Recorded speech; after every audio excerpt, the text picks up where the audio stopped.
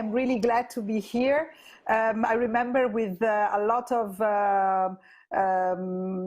happiness, really, the occasion I had to participate to the C4 in person. It was some years ago, and I hope that next year we will have the chance of seeing each other, because the C4 is really the occasion of a lot of exchanges as well.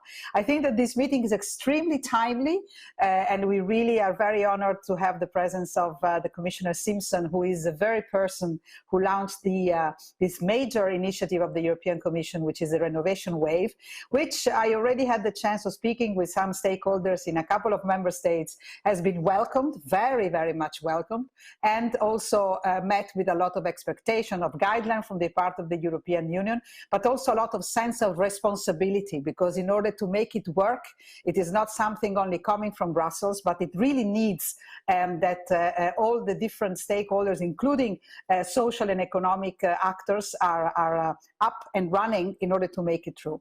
So, Commissioner, I will give you the floor. We are really eager to listen to what you are going to tell us, and then we will have a very short round table with you, with some representatives from the CE countries. Please, Madam Commissioner, you have the floor. Thank you, Monica. So the Renovation Wave is a very important initiative of the European Green Deal.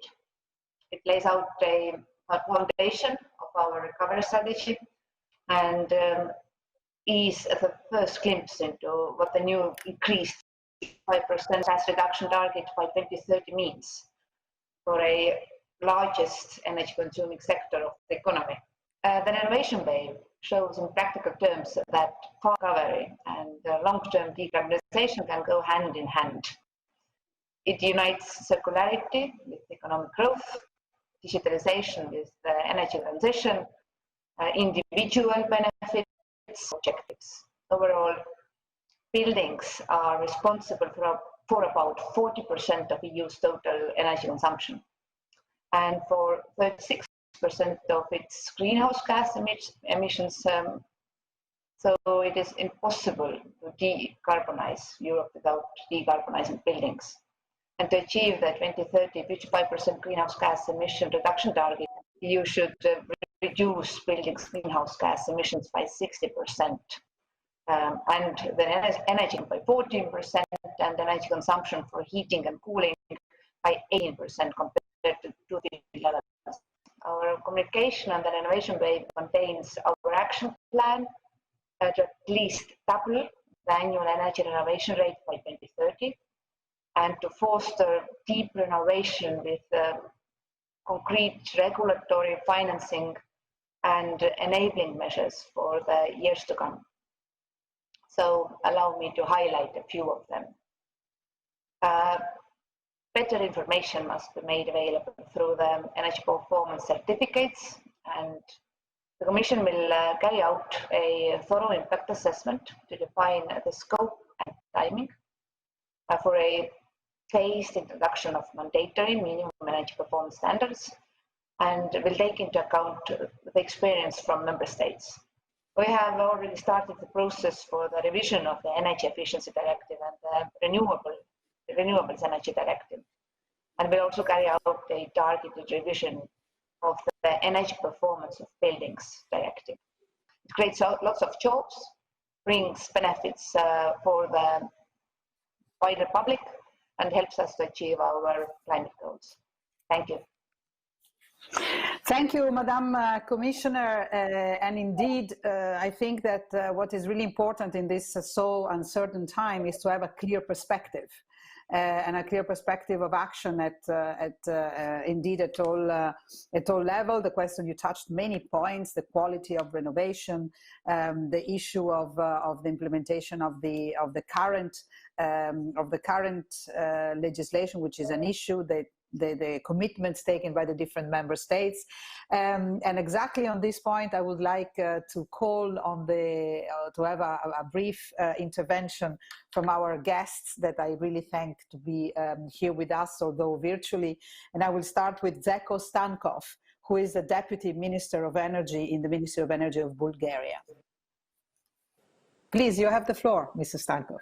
First of all, thank you very much for the invitation. I want to congratulate the Madam Commissioner for publishing the Renovation Wave strategy, which we expected very much. And we can congratulate that the ideas put inside of this strategy will help especially Bulgaria in the future ideas developing the energy efficiency first principle, and of course trying to be a leader in energy efficiency measures in the southeastern and of course in Europe as much as possible. Related with the discussion questions which were put on the table, it's very important to mention that we try to national level to be even more ambitious than the strategy and directives which were put on the table on the side of Commission. I am speaking for that we decided to have not 3% energy efficiency in the buildings which are non-residential. We increased this to 5%, and of course at the moment we can see that the strategies we accepted on national level, speaking for the national strategy for heating and cooling for performance of building, help us to save much more energy than planned. So we reached 430 gigawatt hour energy, which is not which was saved during this period of time with all measures put into this strategy. Of course, one very popular in our region as a product or program which was started 2015 on our territory was the decision of the country for giving 100% grants for the residential buildings for full renovation. Of course, that helped us for the last few years to renovate more than 2,000 residential buildings, multi-family residential buildings, and that helped us to save more than 1 terawatt hour electricity in Bulgaria. Related with the way of doubling and tripling the renovation rate, of course, as the Commissioner mentioned, not many countries already provided the long-term renovation strategies, but I want to confirm and say a few words what we did until now. We decided to have until 2050 60% of our residential building to be renovated, 17% of the non-residential building, which will help us to save more than 7,300 gigawatt hours per year.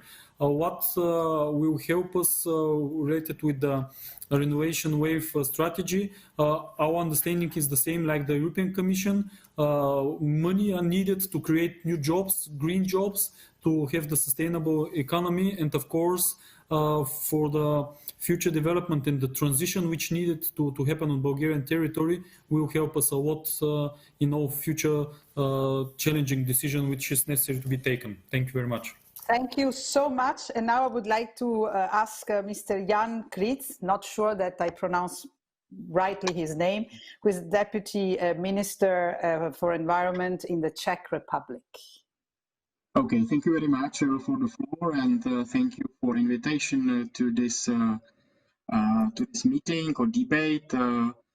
I'm responsible in Czech Republic for various programs that are focused on energy renovations, energy efficiency, like structural funds under the Commission policy. And we have also some national programs focused on family houses renovations. And I would like to say that we also very welcome the Renovation Wave initiative. We feel that it can get a better or bigger priority against the others, and it could help the sector to be developed as concerns the renovations. Especially when there are new instruments which are on the table, like a new cohesion policy, like modernization fund, and also recovery resilience facility and just transition fund. So there is a huge potential to prepare many projects and to save many petajoules in the near future.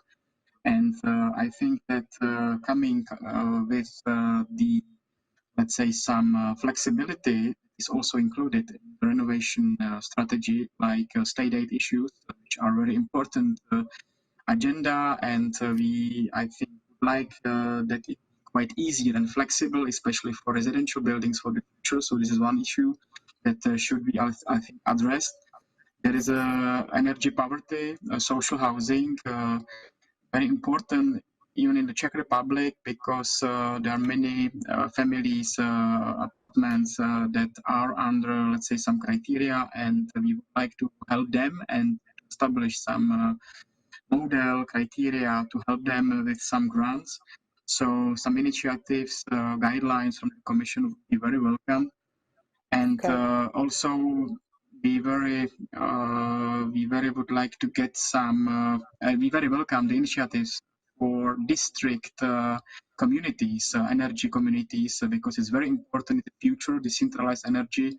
And we will be very welcome that there are two issues coming or giving one side, which is renewable energy and energy efficiency, because it seems to be quite split in the past, and now is a two key issues that should be together on the table and should be relevant for the programs. So I'm prepared for the debate. Thank you very much, and that's it for me. You touched extremely important points. Thank you so much. And I would like now to give the floor to Dragos Pislaru from Romania. He's a member of the European Parliament, and I had the pleasure of listening to him yesterday, and I really liked his enthusiasm that I'm sure he will be able to transmit also in this meeting. Please, Mr. Pislaru.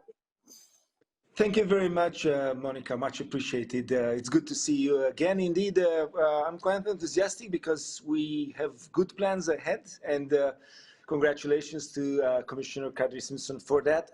It's good to see that things that we've been thinking for some years are right now more or less streamlined and explained, and how they will actually, get their life.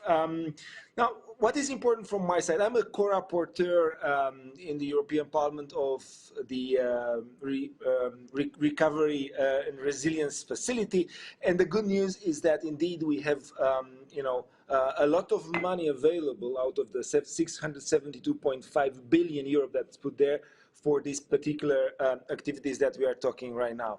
37% would be allocated for the general climate objectives, and it's important to understand that we are actually having multiple things that we can deliver here. So we have on one hand the green objectives, we then have the competitiveness objective, and here I actually was looking to the documentation from the Commission, and I will stress again the importance of innovation in new materials. And this is something very, very important, and I think that Europe can have a lead by boosting actually the innovation in the field. Obviously, from the Parliament side, we would like to see the budget on Horizon would be restored. I know that this is difficult and we are in negotiation right now, but I hope that this would actually allow us to focus even more on R&D.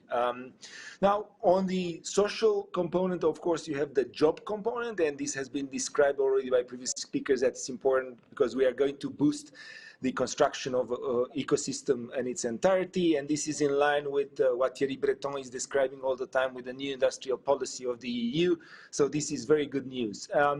Then with the other part of the social component, that is not to leave anyone behind, I think that it has been stressed by the colleagues in the panel, that energy poverty is an important thing to tackle, and by improving the efficiency of housing for vulnerable households, we are just going to give an enormous boost for them to have access. And this is also in line with, I would say, an important initiative that we're going to talk about next year more in detail, that is the child guarantee. Access to housing there is actually a critical point, and Ursula von der Leyen has actually highlighted it as a major priority for the benefit of children throughout Europe. Last but not least, I think that we are actually facing an amazing development of the financial ecosystem around the things that we are talking, the EIB getting fully involved, InvestEU through the social and infrastructure windows are actually providing enormous opportunities as well. I've been shadow rapporteur in the industry committee on InvestEU, and I think that there are very, very good news on that. Of course, we need technical assistance, and indeed, this would be actually very helpful to use, and the TSI instrument is there. Thank you very much. Mr. Milatić, please. Super, thank you very much. I will be very short. You know that Croatia strongly is committed to the renovation of its building, because it clearly stated in NETS, and also we recently finalized our long-term strategy for renovation of building stock until 2050. That we will achieve through implementation of energy efficiency measures at building level, and also through strong promotion of renewable energy sources based technologies at building level, and also at district level. In this sense, infrastructure projects in electricity and district heating system are prerequisite, as they will enable stronger penetration of renewable energy sources, digitalization, and active participation of consumer on the market, which is also very important part of buildings decarbonization process. What is very important, we plan to achieve gradual increase of renovation rate from 1% in 2021 to 3% in 2030, and we plan to maintain 3% annually until 2050. We need to achieve this, for sure, we need to assure funding, because our approximation is that we need at least 1 billion of euros annually. We need 1 billion of euros. And we also have another situation, which you already know, that we have this earthquake in March of this year. So we have fortunately situations that the buildings which were already energy renewed, we today have to renew again, because the structure is damaged. So this cost of structuring renewing is 2 times expensive than energy renewing. So this is something we have to deal with.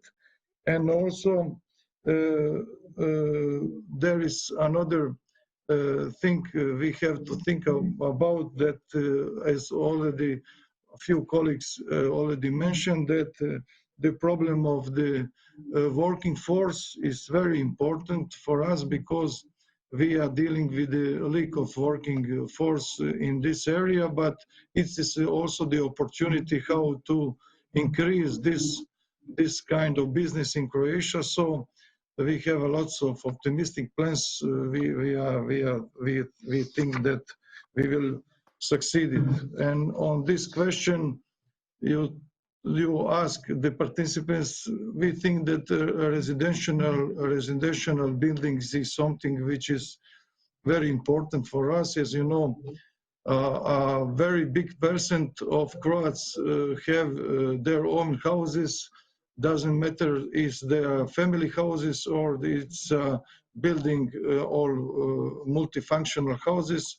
So we have in preparation 100 of already finished projects which are starting, which can be started every month. So we are looking forward for this new funding, that we will start this new era very, very quick. Welcome to Karlis Goldstein from the cabinet of Commissioner Simson to have joined us. The participants were able to see the right question and to answer to the right question. And the question was to understand which are the most important challenges for deep energy renovation in CE countries. And participants were asked to answer to choose between 2 possibilities, and the one which by far, by 54%, got the biggest answer, the biggest support, is the lack of financial schemes which is spotted as the most important obstacle for deep energy renovation. Secondly, comes high bureaucracy in administration, and this I can tell you as an Italian that this is a really, really very well spread problem all over Europe, and the fact that the European Commission could give some kind of guidelines in limiting this kind of bureaucratic burden would be a major possibility of improvement. And also 39%, an important element, the low awareness at building owners level of the possibility of renovation and the possibility of support for the renovation. And then we have the lack of qualified workforce, and at the end the lack of quality compliance framework. So, but I think it's interesting that the lack of financing scheme comes very much first.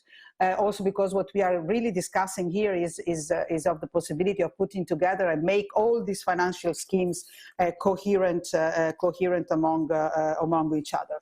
So without further ado, we can also strong of this answer from our participants, we can now go to the next part of our conversation, which is a panel discussion in letting our speakers speak a bit longer on two. Of course, they can touch whatever they like. We have about 30 minutes, but the points that we would like them to address is now that we have this greatly anticipated renovation wave, what you think are for your country the biggest opportunities, and also how can this new instrument, new initiative help overcome the renovation challenges that actually some of you already outlined in their intervention, and how do you think that at your level it will be possible to put together the European programs in SURE? And Karlis, I think that this issue of the coherence between the different plans is something for you. So if you agree, I will ask Karlis to start, and then we will go on for I don't know, for 3-4 minutes. Karlis, you have the floor. Thank you very much for this opportunity to present today to you, and I'm very honored to be part of this panel discussion today following Commissioner Simpson. She brought already a lot of the vital elements to the table. She spoke about the challenge that we have ahead of us for the next 10 years, but then also in the next 30 years. She linked very nicely the aspects of long-term benefits together with short-term benefits. And I think that this is indeed something that we must keep in mind when we look at the renovation wave, that it's not a single trick pony, as they say, that it's really something that can benefit your energy system, your citizens, your economy as a whole, and speed it up a lot. What I was maybe surprised about, and thank you very much for organizing such a poll in the meantime, was that quality compliance came last in the list, and I would say that I'm not so surprised about the financing though. No. And the administrative complexities. Quality control is something that we take for granted, and I mean it's a bit of a hidden away thing. I mean, you look at a building from the outside. I'm looking out of the window here in Brussels, and I see, you know, if there's a solar panel on the roof, then that's my seal of approval that it's an efficient house. I mean, sometimes people had that conception because you can show off your solar roof to your neighbors. But in fact, it's really about the detail. It's about what type of materials go into your building when you renovate. Will you be able to dismantle and reuse that building in a certain number of decades once you're done and through with it, in such a way that the waste does not create harm for the environment?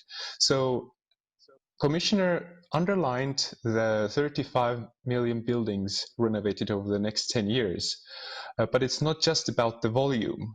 It's also about the energy efficiency gains that we achieve.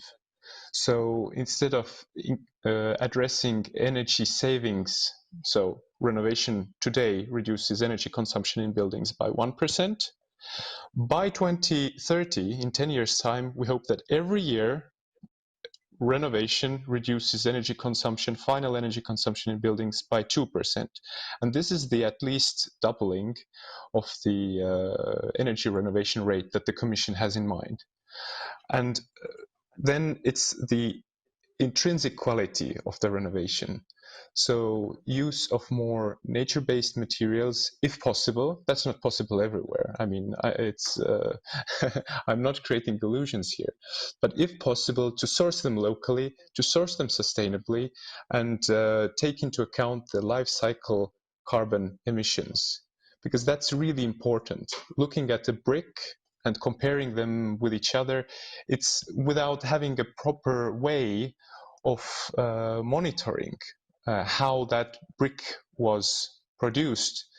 There is no way of assessing whether it's more sustainable than a competing brick on the market. And it's really about ensuring the quality, both in terms of climate objectives, but as you also pointed out from Croatia, Mr. Ivo Milatić, the integral quality of the structures, so seismic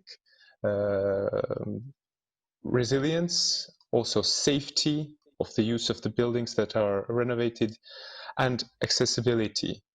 We see that with our aging population, we need to ensure that people have access to buildings, and it's not just financial access in terms of a wallet, but also physical access, that people find the buildings ergonomic, plus aesthetically pleasing. So this is sort of what brings together us under the roof of the European Bauhaus concept that the President Ursula von der Leyen announced in her State of the European Union speech a couple of weeks ago. Maybe I stop here and then we can have a good discussion. Thank you. Yes. This is a panel, so you will have the possibility of coming again. So I would like then to ask Mr. Stankov, the Deputy Minister of Energy from Bulgaria, to take again the floor after this first round. Please. Thank you. Maybe as already all your participants choose the answer for, let's say, lack of funding for reaching the targets and having enough money into the all sectors for energy efficiency, we think that in Bulgaria, we're facing in Bulgaria the same problem. Why? Because we can easily say that each and all buildings you mentioning, just 10% of them are really in good condition and they're really efficient, and all the 19% need to let's say need financing, need new measures, and of course programs from the side of the government and stimulation from the side of the private investors to achieve the future targets. What we decided to do in the near future, related with the Green Deal, of course, renovation wave is helping us a lot with the framework they're planning to change as a legislation, is to establish a new decarbonization fund, which will help us to concentrate money coming from recovery and resilience, coming from a modernization fund, coming from ETS schemes like free allowances, to concentrate as much money as possible, to have 3 sub-funds inside of this fund, which will help us to intervene in the public sector, where we have enough buildings, which of course the operational program and cohesion policy until now help us a lot, but there's still a lot of potential there to help us to continue intervening in the residential building, not only multi-family building, but also single family housing. And of course, last but not least, helping the medium and small enterprises for energy efficiency measures in their buildings, which of course the existing operational programs and the future one will help them a lot for energy efficiency in their machineries, engines and so on. But in the buildings there is a lack of funding, and we think that such fund will help us a lot.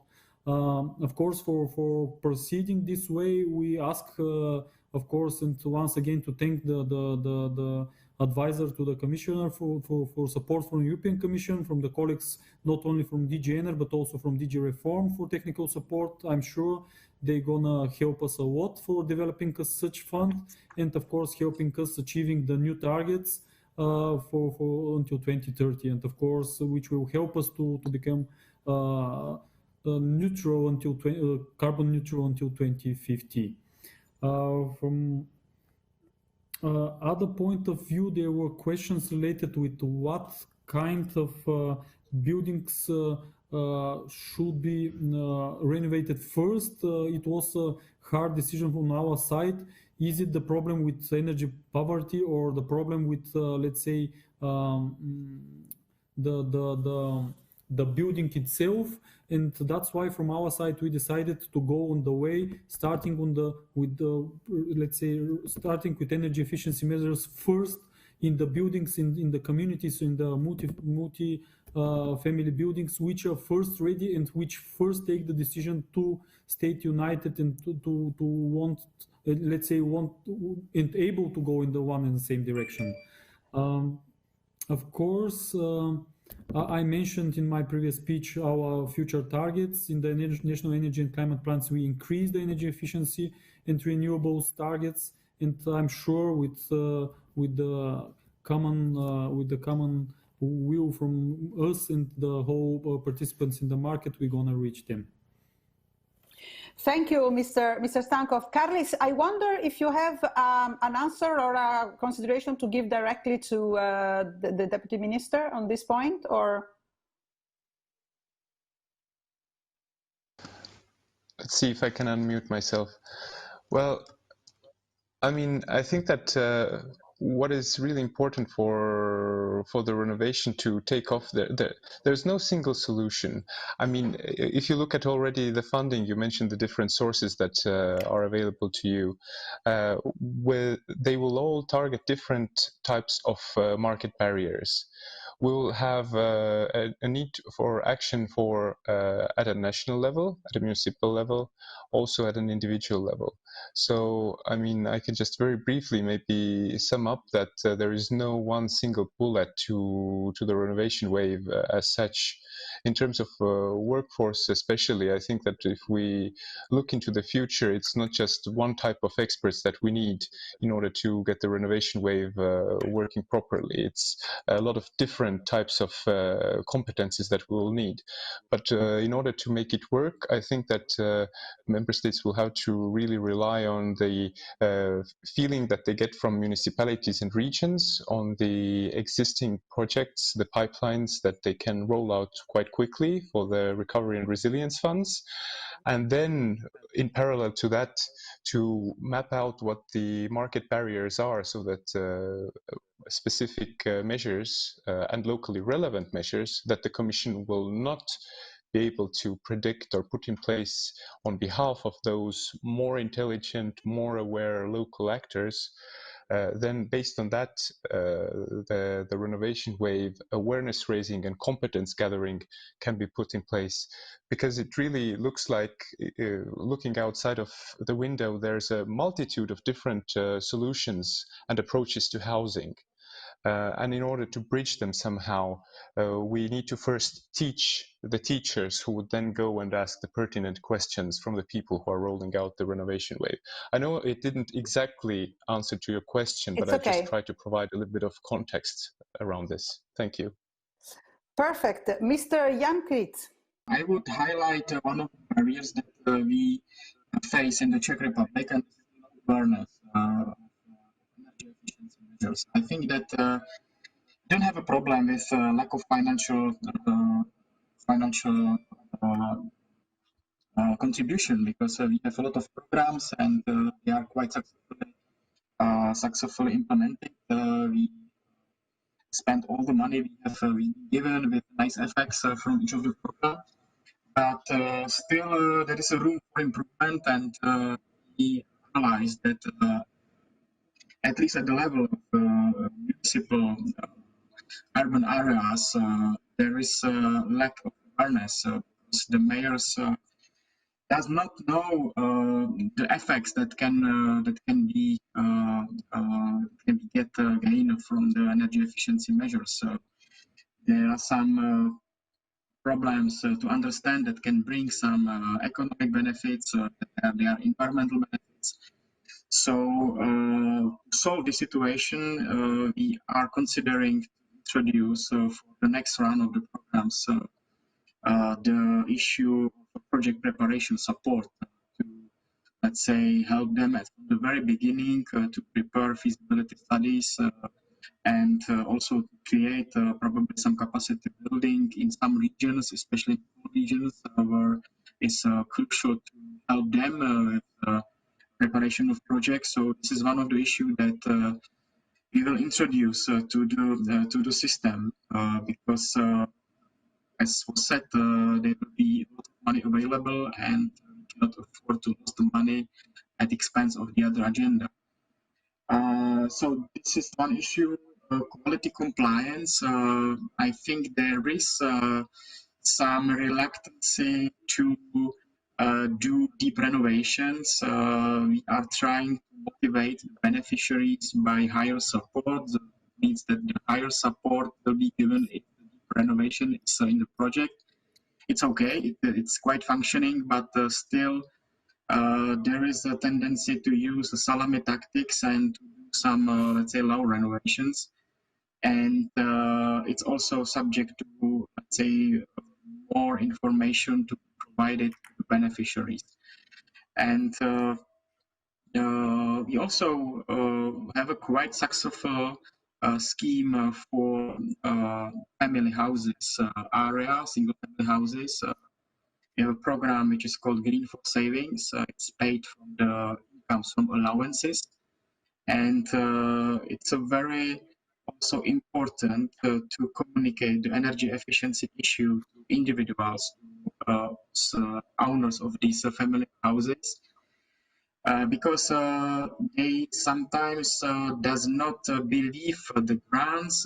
They choose their own way to renovate the building, and it's say the big issue to persuade them that if they do it with the grants, there is let's say the way to get it in quality way, and they will gain some nice effects from these measures. So I think the communication is crucial to municipal level, to individuals, and it's very connected with the quality of the projects that are being prepared. Green public procurement criteria. I think it's very important to establish some criteria for the next next round. We are, let's say, trying to do something, at least to use some methods to procure the investments, highlighting the life cycle of the project, taking into account the future energy, future savings. But still, there are some reluctance to use this method because the easier way is to compete only on price, and we also introduce some motivation if the mayors will, for example, use the way through public procurement, green public procurement procedure. But there is also some room for, let's say, guidance from the side of the Commission, especially when you would like to use, for instance, recycled materials in the buildings. We would very welcome to recycle plastics buildings. But for instance, the Czech Republic is missing some authority to certify that really the, let's say, the window is composed of X percentage of plastics materials, recycled plastic materials. So some certification across Europe, for instance, for recycled materials would be helpful, and it would boost the public procurement in the building sector. And as I was said, and I'm now finished with my floor, the state aid issue. I think that there is a really big room to improve or to flexible this area, because I don't understand why there is, for instance, differentiation between the size of the enterprises. Let's say that small enterprise will give some kind of percent, the bigger will give 20% or 30%. Because when you take into account the owner of the residential building, it does not make sense whether it's big or small. I think it should be highlighted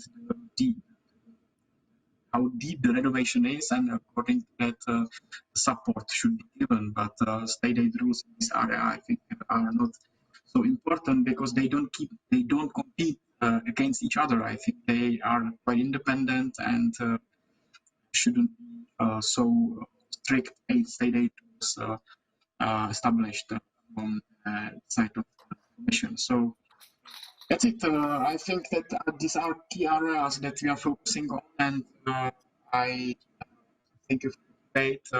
Take these questions. Yes. Karlis, if you agree, I would like to take Mr. Milatić and Mr. Pislaru and then give you back the floor. But just to underline that this question of state aid, we actually discussed about it in a couple of occasions, and we are glad that this is taken back in the renovation wave, because it is a thorny issue together with the everything that has to do with the accounting rules and the difficulty actually in implementing it, in putting this in practice for everyone. So I would like now to give the floor to Mr. Ivo Milatić, and please. I hope you hear me. Yes, loud and clear. Yes, for the second time. Okay, when we speak about the opportunities in this renovation wave, we see a lot of opportunities in Croatia. For example, we prefer in Croatia thinking in a way of, because you know that we have lots of buildings which have to be isolated and change the windows and everything, which is clear energy efficiency. Also, we combined the solar panels on the roof, and we think that it is very important, because we have our regulation about the self-consumption and self-production for the self-consumption. And we think that when we put the chargers in the basement or in the parking all around for e-mobility, charging from those panels, and also when we put the digitalization for measuring all this together, that for us, it is clear energy efficiency, and we communicated this with the Commission and with the Energy Efficiency Department. They have some dilemmas. I think we have to put this all together in energy efficiency, because when we put in the future batteries in these buildings, we can provide almost self-sustainable and self-efficient buildings. You know that Croatia have no any problem with the renewable sources in total consumption. We have some problems with our goals in the traffic and also our goals in the efficiency. So it's very important for us, and I think that lots of countries in the Europe can also have maybe this example for something which can be useful for them.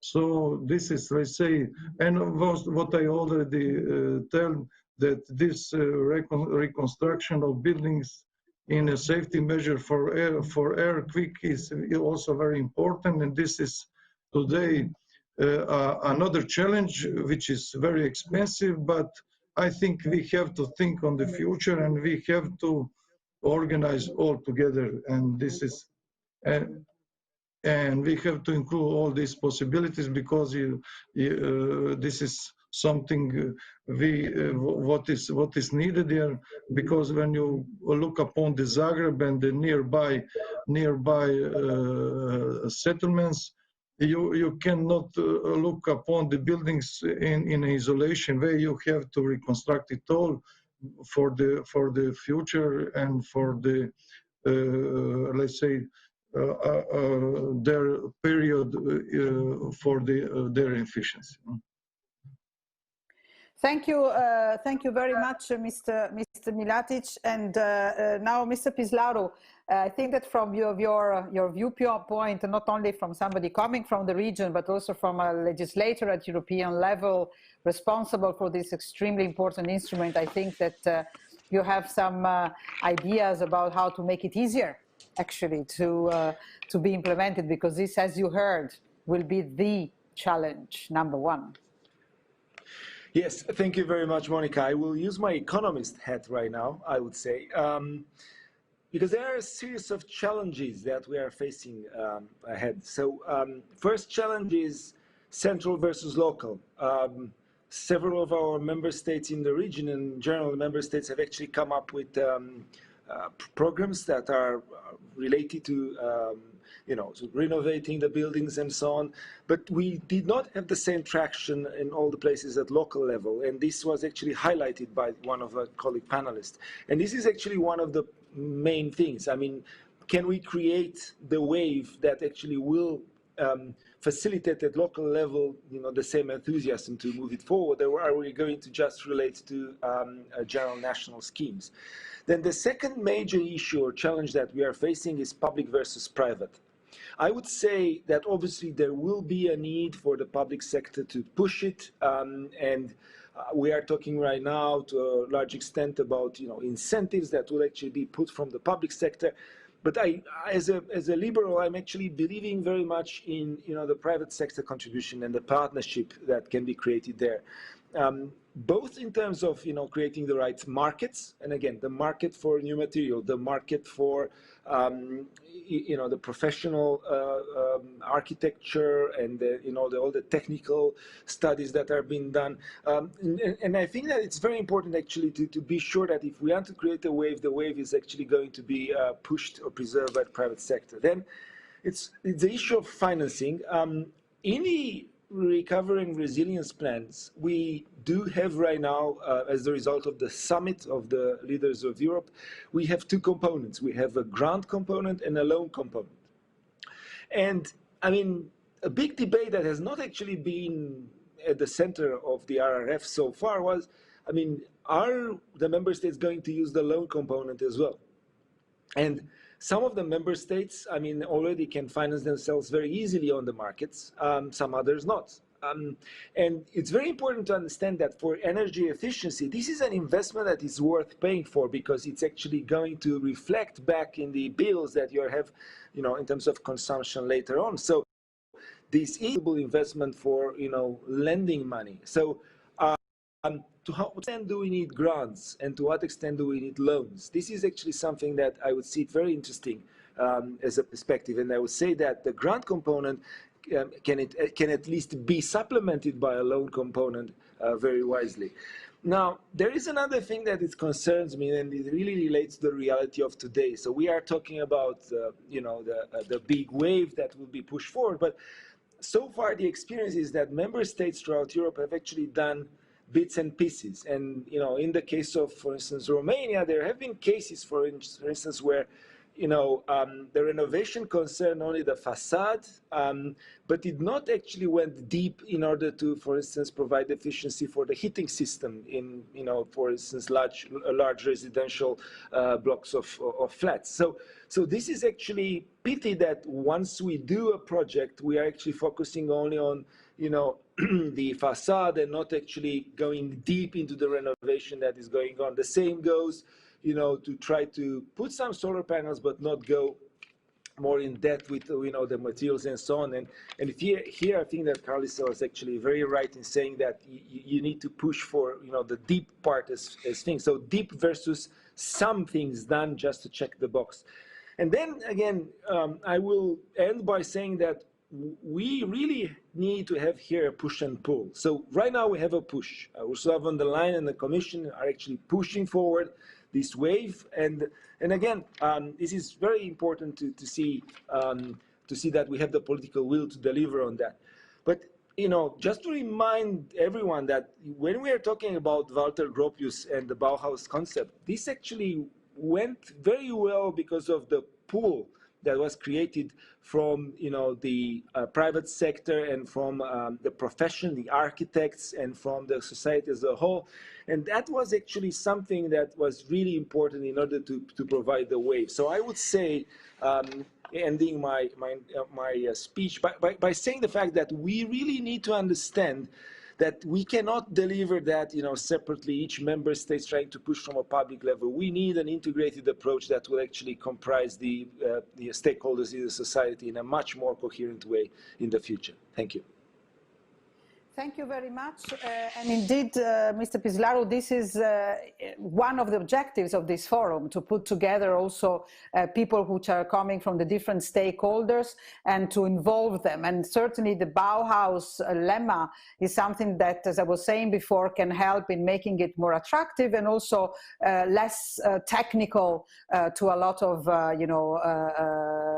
lot of our listeners. The presentation of the Bauhaus was very, very relevant, for example, in the Italian media, and I was very surprised in seeing how positively this was taken as an element of, let's say, cultural renaissance, not only technical in terms of renovation of buildings themselves, beside the job and energy, etc. And I think that this is the kind of wholesome narrative that we have to look if we have to carry the people with us. But of course, we need, for and foremost, clear finances, clear rules, clear guidelines. Karlis, also coming from Brussels. You have the floor. Thank you very much. Guidelines. Well, we did manage to address some of the issues that are out there by issuing guidance on energy poverty, which I hope that once the administrations have read, have one way of going forward and addressing the most vulnerable people in the society. I would first like to pick up on something that previous speakers have said, and I really appreciate the fact that Mr. Krzyzic from the Czech Republic mentioned state aid. So this is really about, yes, the European framework that we will be looking into, and especially now at the time of recovery from the initial shock to the COVID pandemic, the Commission is alleviating certain rules, and it's not a secret that in the future the DG Competition will continue looking into ways how to maintain the competitiveness of the European industry while also allowing it to grow. Mr. Milatić brought out a very important point in my mind, which is that the buildings should not become a battlefield of opposing views. I mean, it's so easy to have a competition between the different technologies and different interests. But in fact, I think it should be the place of coming together for that common goal. I mean, everybody can have a benefit here. If you're an insulation company, you can do your business with buildings. If you are a solar PV company, you can still do business there. If you are an expert carpenter, you have a possibility for that industry. If you're a transport worker, that also gives you an opportunity to bring the production material to the spot.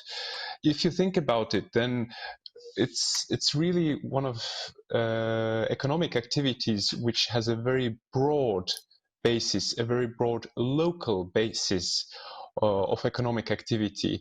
And from the taxes that you have on products, that you have on labor, you create a lot of local added value and also added value to the budget.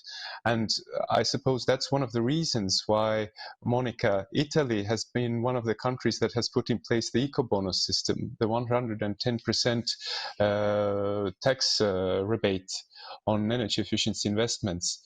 There are many more examples out there. for member states how they finance renovation in such a way that it is still in line with the budget criteria, but it also removes certain decision barriers or economic barriers. So there are benefits on the actual housing that people have access to, safety aspects, because a roof falling down is not a good roof.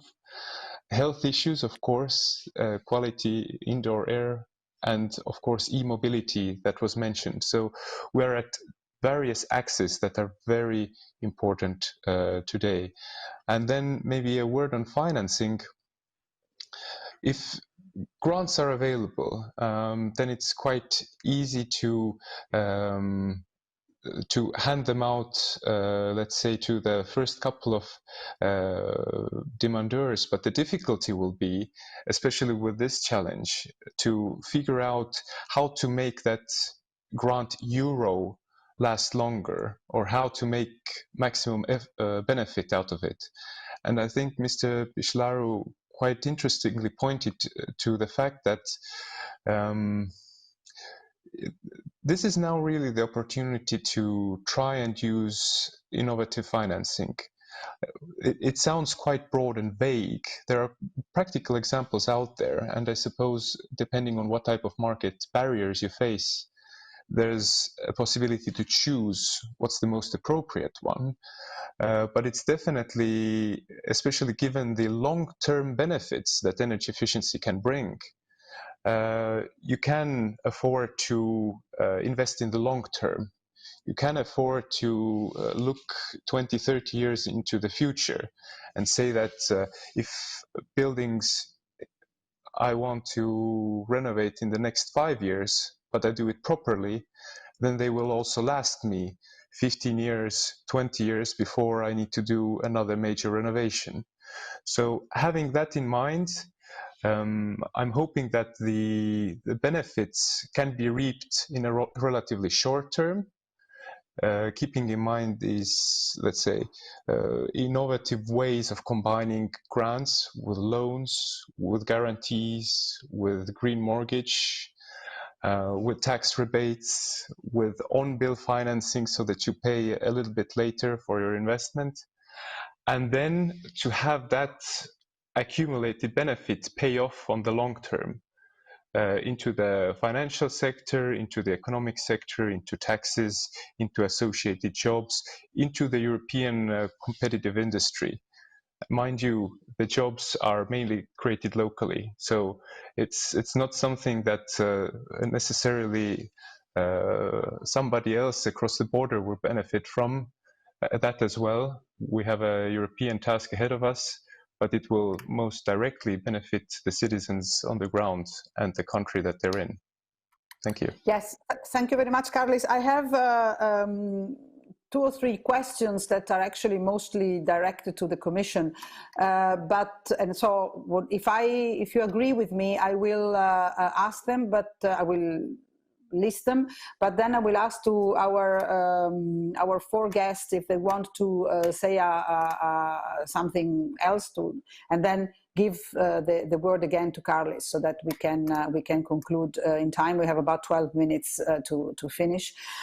So the questions that were asked by the audience there is one on training, and it's training is in member state responsibility, but would the European Commission consider a European qualification label for well-trained suppliers in the construction industry? Because the question of the quality of the people working in the construction industry and their capacity to face also this new technology is an issue.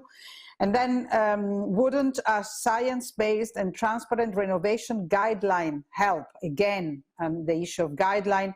Such a guideline for deep retrofits has been successfully developed in the framework of the EU-funded project EU Fit. So something that has been already done and developed, and this could be taken also as an interesting point. And the third has to do with the Bauhaus. Said, okay, what is this Bauhaus about? And in particular, is how will the European Commission choose the 5 initial projects for the implementation in 2021? Will there be a competition at European level? When will the process start? When can we expect more details? So, Karlis, you keep this question for you. And I would like to ask to my 4 guests if they wish to add something, not necessarily a question, also a comment or whatever they wish. Yes, please, Mr. Pislaru. Yeah, just a couple of reactions. So again, I'm representing a group that believes in markets, and I really believe that we should allow markets to form. We should actually, instead of necessarily coming up with you know, a regulation or a guideline or what deep renovation should be, we should actually allow the you know, the building industry to compete to actually get the best possible results. So I do believe that what we need to do right now is to instill, and this is related to the Bauhaus question, to instill a feeling that while we renovate a particular building, we are contributing to a greater good, to a larger objective, and to have somehow attached to the architect community, to you know, the building community, the pride that they are contributing to, you know, a cleaner Europe, a better Europe. You know, they are contributing actually to reduce the bill. So that's actually, in my view, very, very important. You know, not necessarily to create or impose a style, because I think that there have been actually fears expressed on that one.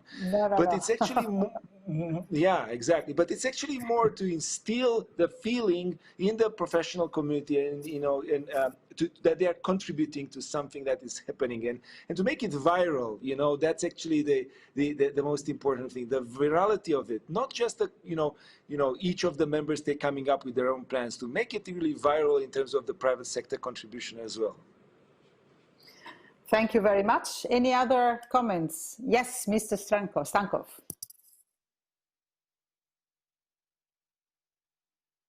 Thank you very much. First of all, everything, I agree fully with everything which was mentioned by my colleague Pislaru, not only because they are our neighbors, but because he was fully right in his speech. I want to say, from our point of view, we think now is a challenging time, but of course the renewables wave give us really good opportunities for keeping energy efficiency on higher level. Of course, there are lack of funding on some points, there are lack of labor force on some point, but of course, in the future, that's the future we want to have in Europe. Thank you. And indeed, the issue of understanding what is that you need at national level in order to make the renovation wave work is also a question that is an interesting one. Anybody else would like to take the floor? Karlis. Thank you. Always ready to step in. Thank you, Monica. Well, I think you make some quite interesting points here, and indeed the question might be whether you want the Commission to set out the road and tell you what should be done, and would you then want to disagree with it? Because that's what happens if you try to be specific to one percentage point, you will have the rest of the 99% disagreeing with you. Or would you like to rather have a more market-driven, bottom-up process for renovation especially? I think it's the latter that we need. For Europe, we have the role to unify the sectors, to give a clear signal, to also have certainty for the sectors, both financial and in terms of construction. These things, to a certain extent, are available already. We have the capacities and technologies and finance, but we don't have the entire 100% of the picture, right? We will need more skilled jobs. We will need to have more finance going into renovation. And in order to ensure that, that takes a couple of years of preparation. We'd like to see that indeed member states commit to their long-term renovation strategies and have in mind, those who haven't submitted their long-term renovation strategies yet, this vision of decarbonization and also the renovation wave aspect there. If we really sort of, now is the time to dedicate the effort to do the planning properly. And then based on that, the education system, the markets, the construction sector, also the users can pick it up. And if I may say, I'd like to have a vision that renovation is simple, is easy, and if I dare say it, fun. That's the general objective. We don't want to make it complicated. And to have these things figured out for you, that requires a little bit of pre-programming. Anybody who has renovated a house or an apartment can tell you what a daunting task it can be. But in all reality, what we want this to be is to be acceptable and supported also in the moral sense of it happening. Thank you. Tell me, what about the label? For the, would this idea of having a label for expert, you know, that the issue of training, you know, the DG reform is very much helping all the question of the technical assistance and the training. This is something that we hear a lot, you know, how it is possible to help this thing to become reality, also with increasing the qualified staff, and how you determine that you are qualified or not. Would it be an idea? That's a good question. I think it could be an idea. Question there would be how to administratively make it in such a way that it doesn't become a burden, and also that it doesn't create a bottleneck into the process. So what we are already proposing with the renovation wave is to look into cross-border certification of certain energy and renovation related skilled work people. So I think that's sort of the first step that could already go in that direction. Yes, thank you very much, Karlis. We come slowly to the end of our, and also, by the way, I think that it's important that we still take into account this project of Eurofit, if there are some guidelines that can be actually used. And talking about the market or non-market instruments, meet my father, the question of the guideline, the definition of what a guideline is something that is quite interesting and important.